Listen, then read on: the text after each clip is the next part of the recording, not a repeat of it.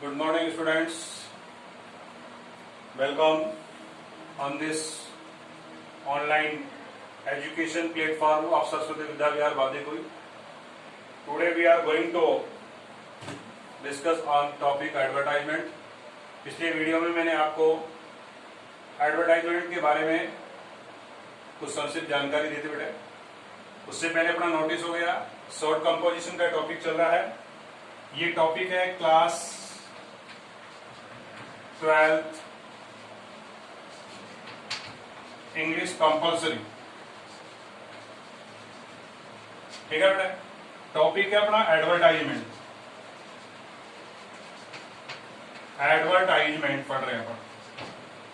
पिछले वीडियो में मैंने आपको टाइप ऑफ एडवर्टाइजमेंट बताया था कि वैसे तो different kinds of variation advertisement है, लेकिन हमारे सिलेबस में mostly 6 type: matrimonials, accommodations, sale and purchase, lost and found, educational और जॉब वैकेंसी। ये 6 ही प्रमुख आपके एडवर्टाइजमेंट है, वो भी न्यूज़पेपर वाले publish. Today we are going to discuss the first topic, matrimonials, जिसको हिंदी में कहते हैं बेटे वैवाहिक शादीवाद। इस प्रकार के विज्ञापन में मैंने पिछले वीडियो में बताया था, इस प्रकार के जो विज्ञापन होते हैं उसमें पेरेंट्स के द्वारा अपने विवाह योग्य बॉयज एंड गर्ल्स के विवाह हेतु उनसे संबंधित age, caste, height, qualification, job, family status, इनकी जानकारी दी जाती है। वंस अगेन कौन सा पढ़ रहे हैं? मैट्रिमोनियल्स। मैट्रिमोनियल्स को हिंदी में क्या कहते हैं बेटा? वैवाहिक। ऐसे विज्ञापन में पेरेंट्स के द्वारा, किसी भी माता पिता के द्वारा अपने विवाह योग्य लड़के लड़कियों के विवाह हेतु उनसे संबंधित, क्या उनकी जाति से है, क्या एज है, कितनी हाइट है, कैसा रंग है, क्या उनकी क्वालिफिकेशन है, उनका जॉब प्रोफेशन क्या है, फैमिली बैकग्राउंड क्या है, नीचे आप उसका पूरा एड्रेस, ईमेल एड्रेस हो सकता है, पोस्ट बॉक्स नंबर से, कॉन्टेक्ट नंबर है। ठीक है, आज मैं आपको थोड़े रूल्स एंड रेगुलेशन के बारे में शुरुआत करते हैं। अपन मैट्रिमोनियल्स हो चाहे कोई सा भी एडवर्टाइजमेंट हो, फर्स्ट ऑफ ऑल जो एडवर्टाइजमेंट लिखते हैं बेटा,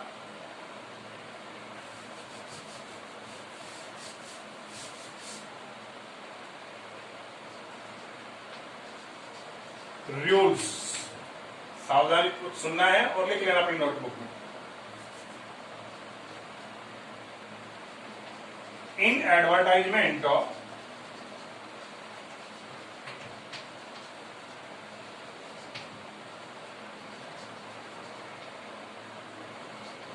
we do not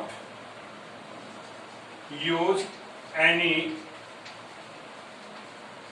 pronoun। विशेष ध्यान रखने की बात है, एडवर्टाइजमेंट लिखते समय जो भी आपके 6 प्रकार के एडवर्टाइजमेंट में किसी भी प्रकार के प्रोनाउन का, प्रोनाउन 3 होते हैं, first person, second person, third person, जानते हो persons, pronoun I, my, me, we, और अस, दे, देयर, देम, किसी भी प्रकार के प्रोनाउन का यूज नहीं करते हैं। वी डू नॉट यूज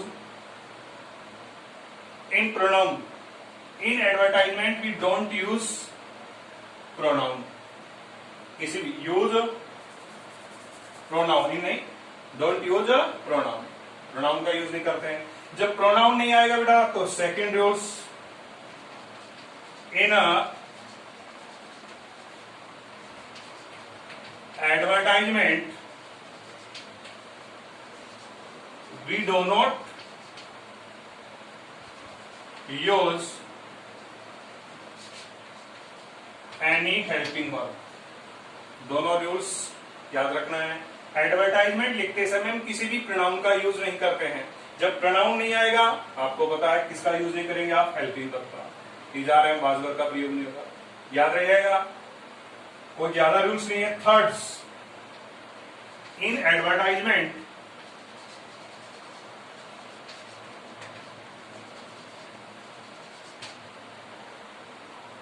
विज्ञापन में generally we don't use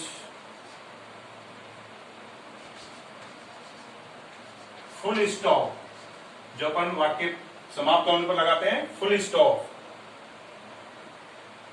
don't use full stop, we use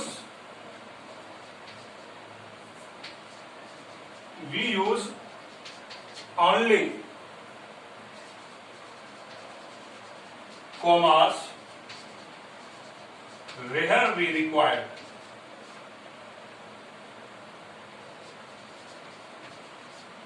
ध्यान देने के बाद एडवर्टाइजमेंट लिखते समय हम प्रोनाउन का यूज नहीं करते हैं, person, first person, second person, third person का। और जब ये नहीं करते हैं तो हम किसी हेल्पिंग वर्ब का भी यूज नहीं करते हैं। इन एडवर्टाइजमेंट जब हम सेंटेंस लिखते हैं बेटे, तो सेंटेंस के अंत में, अंत नहीं होता है, वहां फुल स्टॉप नहीं लगाते हैं। इन एडवर्टाइजमेंट एक पैराग्राफ के रूप में लिखा जाता है, but we don't use full stop. Generally we do not use full stop, we use only commas where we require. जहां आवश्यकता होती है वो हम कोमास का प्रयोग करते हैं। 3 नियम याद रखने हैं आपको। प्रोनाउन का यूज नहीं करते हैं, हेल्पिंग वर्ब का यूज नहीं करते हैं, फुल स्टॉप प्राय नहीं लगाते हैं, आवश्यकता होने पर हम कोमास का यूज करते हैं। ये आपके जो 6 टाइप एडवर्टाइजमेंट है, उन सब में ये रूल्स लागू होंगे। ठीक है, हम जो एडवर्टाइजमेंट पढ़ने को ले जा रहे हैं, वो एडवर्टाइजमेंट का जो फर्स्ट टाइप है हमारा, वो है बेटा का मैट्रिमोनियल्स। मैट्रिमोनियल्स अभी मैंने आपको बोल के बता ही दिया। आपका जो है मैट्रिमोनियल्स,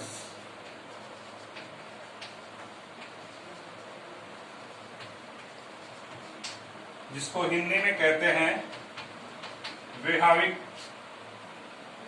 इसमें क्या क्या रिक्वायर्ड डिटेल्स जो होती हैं,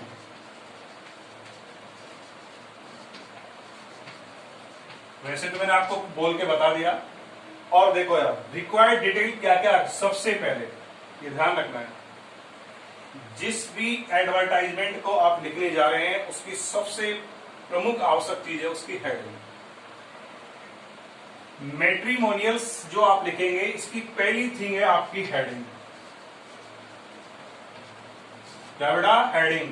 और ये कौन से लेटर में? सबसे पहली बात आपको इसको लिखना है कैपिटल लेटर्स में। प्रत्येक की अलग अलग हेडिंग है। फर्स्ट टॉपिक है हेडिंग।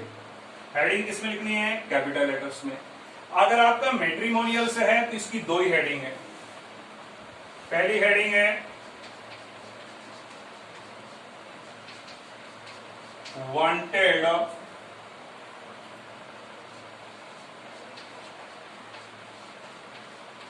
ब्राइड, दूसरी है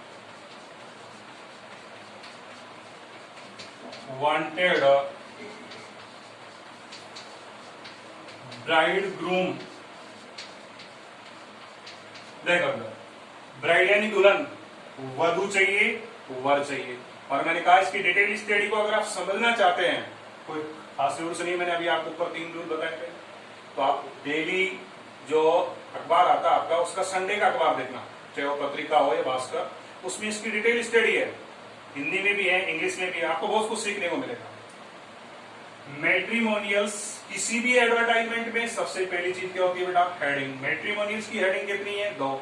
हेडिंग किस कौन से लेटर में लिखनी है? कैपिटल लेटर्स में। वांटेड ब्राइड, वधू चाहिए। वांटेड ब्राइड ग्रूम, वर चाहिए, दूल्हा चाहिए। ये हेडिंग अकॉर्डिंग टू क्वेश्चन की लिखी जाती है, मन से नहीं लिखते हैं। किसके लिखते हैं? According to question. जो मैं क्वेश्चन सोल्व कर रहा हूं उसके आधार पे आपको याद रखना है। रिक्वायर्ड डिटेल में सबसे पहले क्या होगी बेटा? हेडिंग। इसकी हेडिंग याद रह जाएंगी, वांटेड ब्राइड है, दूसरा है वांटेड ब्राइड ग्रूम। तीसरी बात, इनके लिखने के बाद आपको इस मैट्रिमोनियल्स की जो रिक्वायर्ड डिटेल्स है, कि सबसे पहले आप उन लड़के लड़कियों के कास्ट, एज,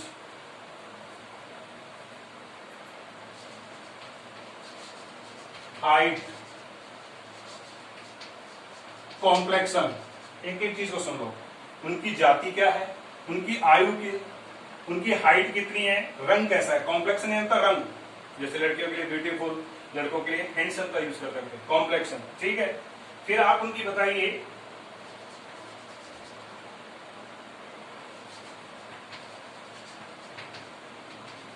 क्वालिफिकेशन, फिर आप उनकी